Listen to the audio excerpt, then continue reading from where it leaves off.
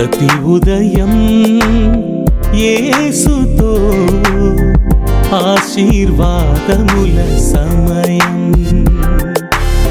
ప్రతి ఉదయం యేసుతో ఆశీర్వాదముల సమయం.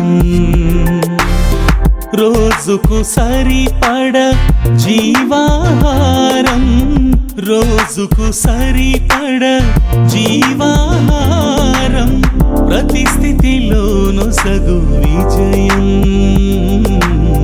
ప్రతి స్థితిలోను సగు విజయం.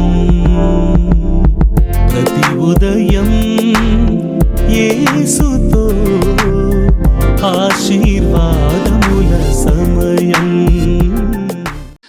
షలోం. ప్రభునందు ప్రేమైన వారలారా, ఉదయకాలం మీ అందరికీ కూడా శుభములు తెలియజేసుకొంచు. దేవుని జీవం గల మాటలు వినటానికి, ధ్యానించడానికి నాతో కలిసి మీరు కూడా ఇందులో పాల్గొనడానికి మిమ్మల్ని ఆహ్వానిస్తుంటున్నాను. ప్రియులారా, యాకోబు రాసినటువంటి పత్రికలో 4వ అధ్యాయంలో కొన్ని వాక్యాలను ఆధారం చేసుకుని ఈ దినాన కొన్ని మంచి మాటలు మనం ధ్యానం చేద్దాం. యాకోబు 4వ అధ్యాయంలో 13 నుంచి 17 వచనాల్లో ఈ విధంగా వ్రాయబడి ఉన్నది. నేడైనను రేపైనను ఒకానొక పట్టణమునకు పోయి అక్కడ 1 సంవత్సరం ఉండి వ్యాపారము చేసి లాభము సంపాదింతము రండని చెప్పుకొని వారలారా, రేపేమి సంభవించునో మీకు తెలియదు. మీ జీవం ఏపాటిది? మీరు కొంతసేపు కనబడి అంతలో మాయమైపోవు ఆవిరి వంటి వారే. కనుక ప్రభువు చిత్తమైతే మనము బ్రతికి ఉండి ఇది అది చేతుమని చెప్పుకొనవలెను. ఇప్పుడైతే మీరు మీ డంబముల యందు అతిశయపడుచున్నారు. ఇట్టి అతిశయం అంతయు చెడ్డది. కాబట్టి మేలైనది చేయనెరిగియు అలాగు చేయని వానికి పాపము కలుగును అనే మాట మనం చూస్తున్నాం. In English today for hour meditation we have taken the portion from epistle of James chapter 4 verses 13 to 17. Come now, you who say, today or tomorrow we will go into such and such a town and spend a year there and trade and make a profit. Yet you do not know what tomorrow will bring. What is your life? For you are a mist that appears for a little time and then vanishes. Instead, you ought to say, if the Lord wills, we will live and do this or that. As it is, you boast in your arrogance. All such boasting is evil. So whoever knows the right thing to do and fails to do it, for him it is a sin. చాలా మంచి మాటలు ఇక్కడ యాకోబు భక్తుడు మనకు తెలియజేస్తుంటున్నాడు. చాలా మంది నాకు తెలిసినటువంటి వారు ఇక్కడ 13-14 వచనాలు మనం చూసినప్పుడు, నేడైనను రేపైనను ఒకానొక పట్టణమునకు వెళ్ళి అక్కడ 1 సంవత్సరం ఉండి వ్యాపారము చేసి లాభము సంపాదింతము రండని చెప్పుకొని వారలారా, రేపేమి సంభవించునో మీకు తెలియదు. మీ జీవసేపు కనబడి అంతలో మాయమైపోవు ఆవిరి వంటి వారే అనేటువంటి మాట అంటున్నాడు. ఒక పాట ఉండేది గతంలో, ఇంతలో కనబడి అంతలో మాయమయ్యే ఆవిరి వంటిదిరా ఈ జీవితం, లోకాన కాదేది శాశ్వతం అని ఒక చక్కని పాట ఒక భక్తుడు ఒకసారి రాయగా ఒక మంచి గాయకుడు పాడాడు. కాబట్టి ఇంతలో కనిపించి అంతలో మాయమైపోయేటువంటి మన జీవితం రేపు ఏమి సంభవిస్తుందో మనకు తెలియదు కనుక రేపు మనం లాభం సంపాదిద్దాం, ఆ పట్టణానికి వెళ్దాం, ఇది చేద్దాం, అది చేద్దాం అని అనేకమైనటువంటి ప్లాన్స్ వేసుకునేటువంటి వారి గురించి ఇక్కడ మాటలు చెప్తుంటున్నాడు. నాకు తెలిసి 2020 సంవత్సరంలో కూడా చాలా మంది నాకు తెలిసిన వారు అనేకమైనటువంటి ప్లాన్స్ వేసుకున్నారు, ప్రణాళికలు వేసుకున్నారు, అనేకమైన ఆలోచనలు చేశారు. ఈ సంవత్సరము మేము ఇల్లు కొనాలి, కార్లు కొనాలి, ఇన్వెస్ట్మెంట్స్ అందులో పెట్టుబడులు పెట్టాలి, ఇందులో పెట్టుబడులు పెట్టాలి, పలానా దేశాలకు కానీ, పలానా నగరాలకు కానీ, పలానా హాలిడే స్పాట్స్కి కానీ కుటుంబంతో కలిసి మేము విహారయాత్రకు వెళ్ళాలి. అలాగే పెళ్లిళ్ళ గురించి, వృత్తిపరమైనటువంటి ప్లాన్స్, విద్యాపరమైనటువంటి ప్లాన్స్, ఈ దేశం నుంచి మరో దేశానికి మైగ్రేట్ అయి వెళ్ళిపోయి వలస వెళ్ళి అక్కడ సెటిల్ అవ్వాలనేటువంటి ప్లాన్స్, అనేకమైనటువంటి ప్లాన్స్ వేసుకున్నట్టుగా నేను చూశాను. But the unimaginable happened and every plan crashed. ప్రతి ఊహించనిది జరిగి అందరి యొక్క ప్రణాళికలు ఒక్కసారిగా కుప్పకూలినట్టుగా మనం చూస్తూ ఉంటున్నాం ఈ దినాల్లో. In the beginning of this year, many people I know had made great plans, but all the plans crashed all of a sudden when the unimaginable happened. Corona virus రాగానే ఎవరు ఊహించినటువంటి విధంగా ప్రణాళికలన్నీ అక్కడక్కడ స్తబ్దమైపోయాయి, ఆగిపోయాయి, నిలిచిపోయాయి. అందుకే సామెతల గ్రంథంలో 19వ అధ్యాయంలో 21వ వచనంలో ఒక మాట అంటాడు జ్ఞాని అయినటువంటి సొలొమోను, నరుని హృదయములో ఆలోచనలు అనేకములుగా పుట్టును, యెహోవా యొక్క తీర్మానమే స్థిరము. చూడండి, నరుని హృదయంలో అనేకమైన ఆలోచనలు, అనేకమైన ప్రణాళికలు, అనేకమైన తలంపు, భవిష్యత్తు ఇలా చేద్దాం, రేపు ఇలా చేద్దాం, వచ్చే వారం, వచ్చే నెల, వచ్చే చేద్దామని అనేకమైనటువంటి ప్రణాళికలు వేస్తారు, కానీ యెహోవా ఏదైతే తీర్మానిస్తాడో అది మాత్రమే స్థిరం అంటాడు. In English we see in Proverbs 19:21, many are the plans in the mind of a man, but it is the purpose of the Lord that will stand. We make many plans for the future, but eventually the will and the purpose of the Lord is what stands అనేటువంటి మాట మనం చూస్తాం. చాలా మార్లు అంటుంటాం కదా, man proposes God disposes అంటాం. మనం చాలా ఆలోచనలు చేస్తాం, అనేకమైనటువంటి భవిష్యత్తు కోసం అనేకమైనటువంటి కలలు కంటాం, ప్రణాళికలు వేస్తాం, కానీ దేవుని చిత్తమే కడకు జరగాల్సిందిగా మనం తెలుసుకున్న వారంగా ఉండాలని వాక్యం సెలవిస్తోంది. అలాగే అదే సామెతల గ్రంథంలో 16వ అధ్యాయంలో 9వ వచనం కూడా చూసినప్పుడు మరొక మంచి మాట, ఒకడు తాను చేయబోవునది హృదయంలో యోచించుకొనును, యెహోవా వాని నడతను స్థిరపరచును అనే మాట చూస్తాం. ఒకడు తాను చేయబోవునది హృదయంలో యోచించుకును, తను ఆలోచించుకుంటాడు, కానీ యెహోవా వాని నడతను స్థిరపరచును. దేవుడే వాడు ఏ విధంగా నడవాలో, ఎక్కడికి నడవాలో, ఏ విధంగా జీవించాలో, ఏం జరగాలనేది యెహోవాయే స్థిరపరచువాడుగా ఉంటున్నాడని ఇక్కడ వాక్యం సెలవిస్తోంది. In Proverbs chapter 16:9 also we see, the heart of a man plans his way, but the Lord establishes his steps. We may think of many things, but ultimately it is the will of the Lord that prevails. It is His plans that have to succeed in our life. చాలా మంది రోజు కోసం బ్రతకడం మానేసిన వారు నాకు తెలుసు. రేపటి గురించి ఈ విధంగా ఉందాం, ఆ విధంగా ఉందాం అంటూ నేడు అనేటువంటి అద్భుతమైనటువంటి వర్తమాన కాలపు దినమును పాడు చేసుకునేటువంటి వారిగా ఉంటున్నాం. చూడండి, 2004వ సంవత్సరంలో 26వ తారీఖు డిసెంబర్ మాసంలో ఊహించని ఒక కార్యము ప్రపంచంలో జరిగి ప్రపంచమంతా ఉలిక్కి పడేలా చేసింది. ఈనాడు కరోనా మహమ్మారికి గత మూడున్నర నెలలుగా, బహుశా 4 నెలలు అనుకుందాం పోనీ, వుహాన్లో ప్రారంభమైన నాటి నుంచి 2 లక్షల పైచిలకు మంది చనిపోయారు ఈ 4 నెలల్లో. అయితే డిసెంబర్ 26వ తారీఖు 2004వ సంవత్సరంలో ఒకే ఒక్క రోజు ఉన్నట్టుండి ప్రపంచంలో 2,27,000 మందికి పైచిలకు మంది ప్రాణాలు కోల్పోయారు. అది ఏంటంటే హిందూ మహాసముద్రంలో వచ్చినటువంటి సునామీ వలన.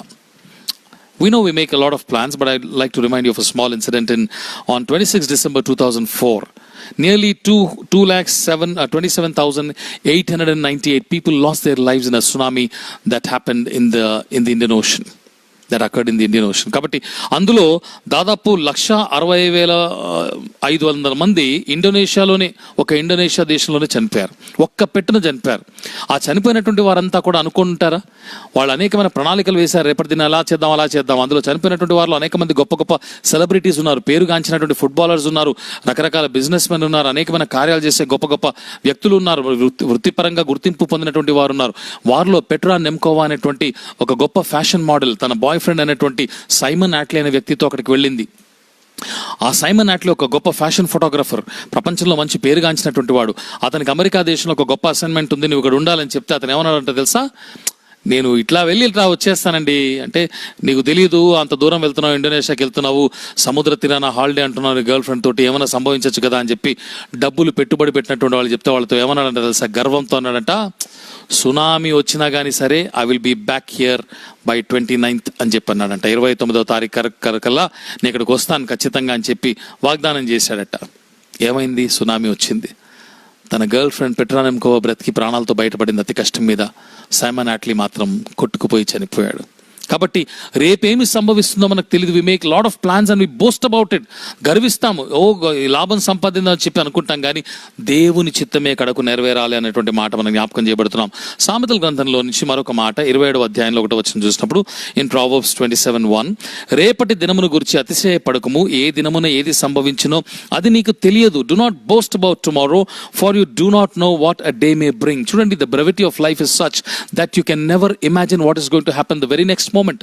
జీవితం ఎంత అల్పమైనదంటే మరుక్షణం ఏం జరుగుతుందో మనకు తెలియదు, అంతయు దేవుని చేతుల్లో ఉన్నది. కాబట్టి సైమన్ యాట్లీ గర్వించాడు, అయితే రేపటి దినముల గురించి అతను అతిశయపడ్డాడు. అయితే ఆ దినాన ఏం సంభవిస్తుందో తెలియకనే తన ప్రాణాలు కోల్పోయినట్టుగా చూస్తున్నాం. యాకోబు పత్రికలో మనం ధ్యానిస్తున్నటువంటి వాక్య భాగాల్లో 4వ అధ్యాయంలోనే 15వ వచనం చూద్దాం. 13-14 చూసాం కదా. 15వ వచనంలో అంటున్నాడు, కనుక ప్రభువు చిత్తమైతే మనం బ్రతికి ఉండి ఇది అది చేతుమని చెప్పుకొనవలెను. చాలాసార్లు మనం మాట్లాడినప్పుడు కొంతమందికి ప్రామిస్ చేస్తాం, 600 106 నేను చేస్తాను, అట్లా చేస్తాను, ఇట్లా చేస్తాను, నా పిల్లల మీద ఒట్టు, నా భార్య మీద ఒట్టు. క్రైస్తవులు ఒట్టు పెట్టుకోకూడదని వాక్యం చెబుతుంది. నీ మాట అవునంటే అవును, కాదంటే కాదని ఉండాలని. అయినా ఒట్లు పెడతాం, గొప్ప గొప్ప వాగ్దానాలు, ప్రగల్భాలు పలుకుతాం. అయితే మనం అలాగ అనకూడదట. దేవుని బిడ్డలుగా ఏమనాలట, ప్రభు చిత్తం అయితే వస్తానండి, ప్రభు చిత్తమైతే అలాగే చేద్దాం, ప్రభు చిత్తమైతే తప్పకుండా కలుద్దాం. ఈ విధంగా ప్రభు చిత్తం అనేటువంటి మాట మనం వాడాలి అని చెప్పి అంటున్నాడు. It is not as a practice, but we should mean it that if the Lord wills I will come, if the Lord wills let us do it, if the Lord wills we will meet.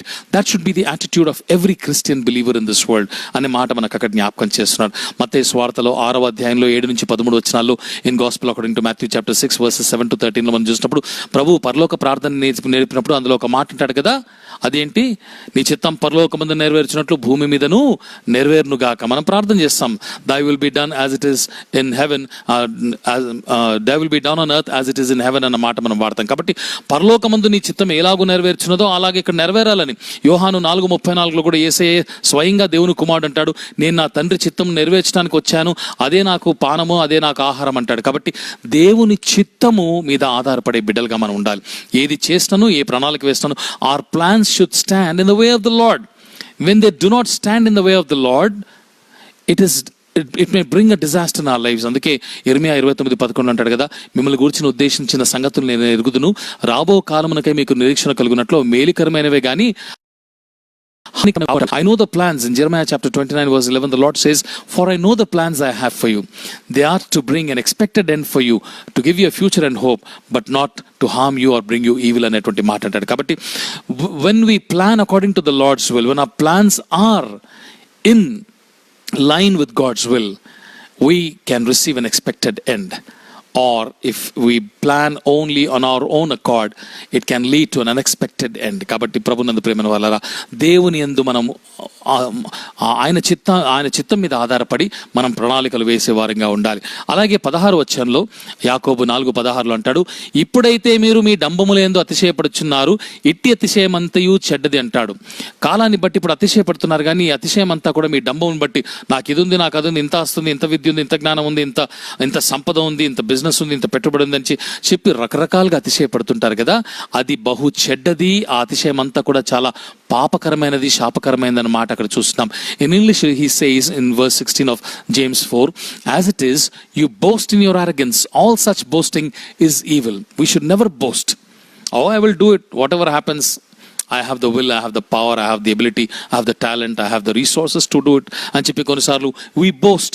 all such boasting is evil అనేటువంటి మాట చూస్తాం. చూడండి, ఇర్మియా గ్రంథంలో 9వ వచనంలో 23-24 వచనాల్లో కొన్ని మాటలు ఈ విధంగా రాయబడి ఉన్నాయి. ఇన్ జెర్మయా చాప్టర్ 29 వర్సెస్ 23 and 24, యెహోవా ఇలాగు సెలవిచ్చుచున్నాడు, జ్ఞాని తన జ్ఞానమును బట్టి, శూరుడు తన శౌర్యమును బట్టి అతిశయింపకూడదు, ఐశ్వర్యవంతుడు తన ఐశ్వర్యం బట్టి అతిశయింపకూడదు, అతిశయించువాడు దేవుణ్ణి బట్టి అతిశయింపవలనగా, భూమి మీద కృపచూపుచు నీతి న్యాయములు జరిగించుచునున్న యెహోవాను నేనే అని గ్రహించి నన్ను పరిశీలనగా తెలుసుకుని బట్టి అతిశయింపవలెను, అట్టి వాటిలో నేను ఆనందించేవాడినని యెహోవా సెలవిచ్చున్నాడు. దేవుని యందు అతిశయించాలి. మనకున్న దాన్ని బట్టి అతిశయించడానికి మనకేమీ లేదు. ఇంతలో కనబడి అంతలో మాయమైపోయి ఆవిరి వంటి బ్రతుకులు దేని గురించి మనం అతిశయపడాలి? కాబట్టి నా దేవుని యందు నీతి న్యాయములు జరిగించు కృపచూపు వాడైనటువంటి దేవుని యందు అతిశయించాలని మాట చూస్తాం. కాబట్టి ప్రభునందు ప్రేమైనటువంటి వారలారా, అందుకే మీకా గ్రంథంలో కూడా 6వ అధ్యాయంలో 8వ వచనంలో కొన్ని మంచి మాటలు అంటాడు. క్లుప్తంగా చూసుకొని ముగించుకుందాం. ఇన్ మీకా చాప్టర్ 6 verse 8, మనుష్యుడా ఏది ఉత్తమమో అది నీకు తెలియజేయబడి ఉన్నది, న్యాయముగా నడుచుకొనుటయు, కనికరమును ప్రేమించుటయు, దీన మనస్సు కలిగి నీ దేవుని ఎదుట ప్రవర్తించుటయు, ఇంతే కదా యెహోవా నిన్ను అడుగుచున్నాడు అనేటువంటి మాట చూస్తాం. ఎందుకు ఈ మాట ఇక్కడ రాస్తున్నాడంటే, ఇందాక యాకోబులో మనం చూసాం కదా 4వ అధ్యాయంలో 17వ వచనం చూసినప్పుడు, ఇన్ జేమ్స్ చాప్టర్ 4 verse 17లో చూసినప్పుడు, మేలైనది చేయనెరిగి అలాగు చేయని వానికి పాపము కలుగుననేటువంటి మాట చూస్తాం. కాబట్టి మేలైనది చేయనెరిగి దాన్ని చేయకపోతే అది పాపం అంటున్నాడు. కాబట్టి మీకాలో దానికి అనుబంధమైన వాక్యం ఏంటట, మనుషుడా ఏది ఉత్తమమో లేకపోతే ఏది మేలో అది నీకు తెలియజేయబడి ఉన్నది. అవేంటట? 3 న్యాయముగా నడుచుకున్నటయు, కనికరమును ప్రేమించుటయు, దీన మనస్సు కలిగి నీ దేవుని ఎదుట ప్రవర్తించుటయు అంటూ, ఇంతే కదా యెహోవా నిన్ను అడుగుతున్నాడు. ఎంత మంచి మాటలు! నేను దానికన్నా ఎక్కువ అడగట్లేదు, 3 అడుగుతున్నాను. న్యాయంగా నడుచుకున్నట, కనికరాన్ని ప్రేమించుట, నీ దేవుని ఎదుట దీన మనస్సుతో నువ్వు నడుచుకునేటువంటి ప్రవర్తించేటువంటి మాటలు అక్కడ చెప్తున్నట్టుగా మనం చూస్తాం. In English we see in Micah 6:8, he has shown you, O man, what is good and what the Lord requires of you, but to do justice and to love mercy and to walk humbly with your God. Only 3 things God is asking of us: to do justice or to live justly. And love mercy and to walk humbly with the lord అనే మాట మనం చూస్తున్నాం. చూడండి, justice, to do justice, లేకపోతే న్యాయంగా నడుచుకుంటే అన్ని విషయాల్లో, మన మాటలో, మన ప్రవర్తనలో, మన ఆలోచనలో, ఇతరుల పట్ల మనం చేసేటువంటి విషయాల్లో, కలిగి ఉండేటువంటి సంబంధాల్లో అన్నిట్లో కూడా అక్రమముగా, అన్యాయంగా కాకుండా న్యాయముగా, ఎవరికి అన్యాయము చేయకుండా, మాట చేతనైనను అన్యాయము చేయకుండా మనం ప్రవర్తించాలి. ఎందుకంటే యెహోవా నీతి న్యాయములు జరిగించేటువంటి వాడు కనుక ఆయన బిడ్డలముగా మనం కూడా న్యాయంగా నడుచుకోవాలని ఆశపడుతున్నాడు. మొదటిది. రెండోదిగా చూసినట్లయితే లవ్ మర్సీ, కనికరమును ప్రేమించాలి అనేటువంటి మాట చూస్తున్నాం. బీదలను కనికరించేవాడు యెహోవాకు అప్పించేవాడు అని చెప్పి సామెతలు 19:17 చూస్తాం.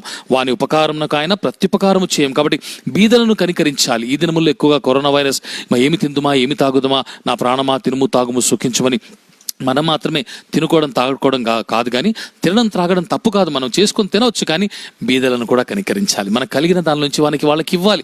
ముందుగా వాళ్ళ అక్కర్లు చూడాలి. వాళ్ళ దగ్గర నుంచి ఎప్పుడు ఏం తీసుకుందామా, ఏం దోచుకుందామా, ఏం సంపాదించుకుందామా, ఏం వెనకేసుకుందామా, ఏం రాబట్టుకుందామా అనేటువంటి ఆలోచనలు పక్కన పెట్టి కొన్ని సంఘాల్లో ఆపనలు కూడా చేస్తుంటారు. కాబట్టి దేవుని సేవకుడుగా నేను చెప్పేటువంటి మాట ఏంటంటే, అక్కర్లో ఉన్నటువంటి సంఘ బిడ్డలు కానివ్వండి, విశ్వాసులు కానివ్వండి, విశ్వాసేతరులు కానివ్వండి, వీధిన ఉండేటువంటి నిరుపేదలు కానివ్వండి, గుడిసెలు లేకుండా, ఇల్లు లేకుండా, స్థలాలు లేకుండా ఉన్నటువంటి వారు కానివ్వండి, వలస కార్మికులు కానివ్వండి, అటువంటి వారి పట్ల కనికరం చూపేటువంటి వారుగా మనం ఉండాలి. In Proverbs 19:17 it says, the one who is generous to the poor lends to the Lord and he will repay him for his deed. The Lord will repay him for his deed. చూడండి, one who is generous to the poor lends to the Lord. ఎంత గొప్ప మాట. బీదలకి మనం ఇచ్చినప్పుడు యెహోవాకు అప్పిచ్చేవారంగా ఉన్నామనేటువంటి మాట అంటాడు.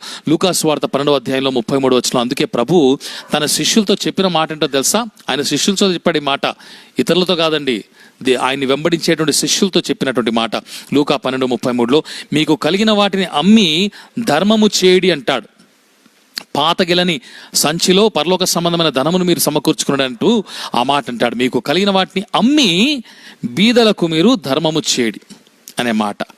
Sell your possessions and give to the needy. Luke chapter 12:33 are the words of the Lord Jesus to his followers, to his disciples. మనకు కలిగింది అమ్మి ఇతరులకు పెట్టాలి. ఈ దినాల్లో మనకున్నా లేకున్నా, నువ్వు తిన్నా లేకపోయినా, నువ్వు చేస్తున్నా కానీ సంఘానికి దశంభాగం పంపించు, సంఘానికి కానుకివ్వు, నువ్వు ఇవ్వాలి, చేయాలని చెప్పి పట్టుబట్టేటువంటి కొంతమంది ఉంటున్నారేమో నాకు తెలీదు. అయితే అది తప్పు. సారెపతు విధవరాల దగ్గరికి ఏలియాను కూడా దేవుడు 1 రాజుల గ్రంథంలో 17వ అధ్యాయం చూసినప్పుడు దేవుడు వెళ్ళమన్నాడు కాబట్టి ఏలియా వెళ్ళాడు, తనంతట తానే వెళ్ళలేదు.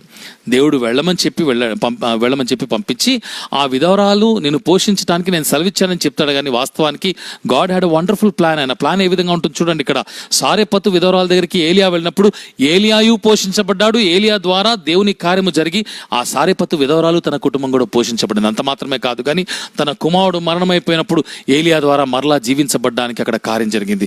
God had a different plan. ఆ కరువు కాలంలో ఏలియా తన పోషణ గురించి ఆలోచించాడు, కానీ దేవుని సేవకుడైన ఏలియా పోషణ గురించి మాత్రమే ఆలోచించలేదు. కానీ తన ద్వారా ఆ విధవరాలు తన కుటుంబం అంతా కూడా కరువు కాలంలో తొట్టిలో పిండి బుడ్డిలో నూనె అయిపోకుండా వారు ఆ కాలమంతా కూడా సమృద్ధిగా భోంచేసి సంతుష్టిగా జీవించడానికి కృప చూపిన వాడిగా ఉంటున్నాడు. కాబట్టి ప్రభునందు ప్రియమైన వారులారా, మేలైనది చేయనెరిగి చేయని వానికి శ్రమ అనేటువంటి మాట మనం చూస్తుంటున్నాం. God's interest was not in the offering as much as it was in the offerer అనేటువంటి మాట.